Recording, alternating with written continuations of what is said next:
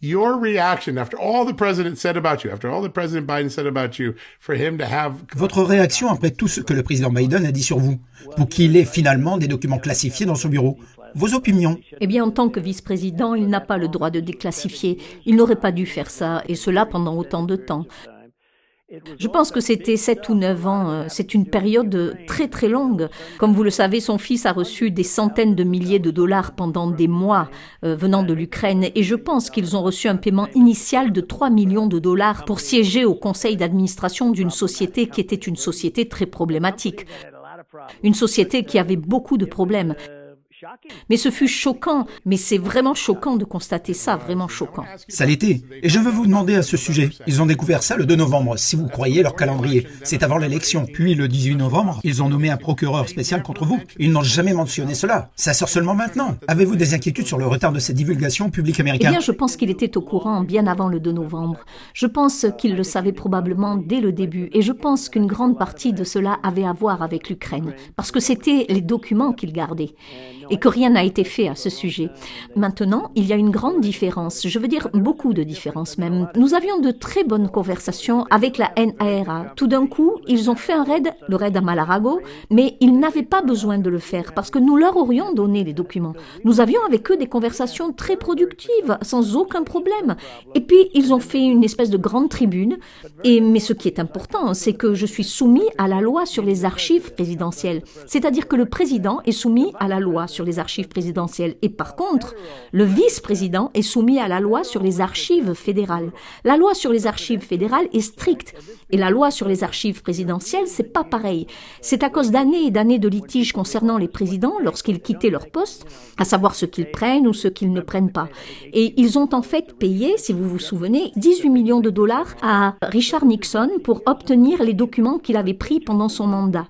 Et donc, ce sont des décisions qui ont été prises après des années de discussion.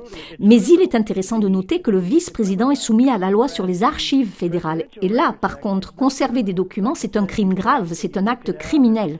Alors que la loi sur les archives présidentielles n'est pas du tout de même nature. Il est dit que vous discutez et que vous trouvez une solution. Et si vous ne trouvez pas de solution, vous continuez à dialoguer. Il ne devrait pas me traiter de cette façon en vertu de la loi des archives présidentielles. C'est une honte. Mais par contre, la loi sur les archives fédérales, à laquelle est soumis le vice-président, c'est très très sévère. C'est un tout autre domaine. Oui, ça l'est. Et vous, bien sûr, vous avez été confronté à cette situation avec le procureur spécial. Comment cela change-t-il l'équation avec ce que vous avez fait avec le ministre de la Justice pour résoudre cette affaire? Eh bien, je pense que ça change tout totalement. Ce que je veux dire, encore une fois, il est sous le coup de cette loi fédérale qui est très stricte. Et par contre, moi, je suis parfaitement dans le cadre de la loi des archives présidentielles. On négociait avec le NARA. Le NARA est un groupe de personnes d'extrême gauche. Je ne sais pas si vous savez ou si vous avez déjà entendu parler, ils ont apposé un drapeau rouge, essentiellement un drapeau rouge sur la Constitution des États-Unis d'Amérique. Ils ont dit que c'était un document dangereux. Voilà à quoi nous avons affaire. Ce sont des gens qui, vous savez, écoutez, ils ont vraiment des difficultés, ok? Et c'est un groupe de personnes très à gauche au NARA. Et je pense que cela doit être corrigé. Oui, il y a beaucoup de débats à ce sujet, c'est une chose très importante. Mais je n'ai rien fait de mal. Juste pour finir, je n'ai absolument rien fait de mal. Nous leur avons parlé, nous leur avons donné énormément de choses. Et on vient de découvrir ça seulement maintenant chez Biden. Il les a conservés pendant 9 ans. Oh, j'entends que c'était pendant quelques années, puis finalement j'ai entendu il y a peu, alors qu'il les avait depuis peut-être 9 ans. Eh bien, vous devez vous dire s'il y a beaucoup d'endroits où il y a d'autres documents. Il y a plein de documents déjà à l'université du Delaware, je crois. Il en a d'autres à peine. Il en a un gros paquet à peine. Et puis qu'en est-il de sa maison? Et celle de Biden? Et celle de Hunter? Et là, ils vont y aller, faire des descentes comme ils l'ont fait avec moi? Qui va faire ça? Eh bien non. Et je pense que nous avons eu un énorme soutien de la part des républicains qui pensent que c'est totalement injuste. C'est une situation très injuste. Et les conservateurs et les républicains ont vécu cela pendant des années. Mais c'est moi qui détiens tous les records. Alors là, il n'y a aucun doute là-dessus. C'est sûr, il n'y a aucun doute. Monsieur, vous avez combattu la Chine ardemment quand vous étiez président. Joe Biden semble avoir avec sa famille une incroyable relation avec la Chine. Ils vont sur Air Force One, ils font des affaires, il y a 10% pour le Big Guy d'après Tony Bobulinski. Cette université qui abritait le bureau de réflexion où les documents de Joe Biden ont été trouvés a reçu beaucoup de fonds de la Chine.